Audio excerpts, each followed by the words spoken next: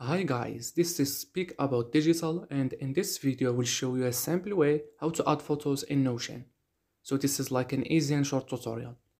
Using Notion on a PC delivers the most benefits as you can access features such as resizing the image, which you cannot do in the mobile app. So how do you add a photo to a Notion page or existing database? Here is what you should do. Open the Notion page where you want to add a photo, use the / command to access a drop-down menu, go to the media section and select image. Alternatively, type / and enter image. Another menu will pop up. You can choose to upload an image from your computer, embed a link with one, or add one from Upslash, a free stock photography website. Whichever option you have selected, the picture will appear on the Notion page instantly. However, you need to ensure that the photo doesn't exceed 5 MB, otherwise it won't work.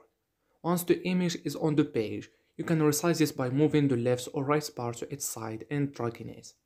You can also use the cursor to move the picture around and place it at a specific location in pages containing text.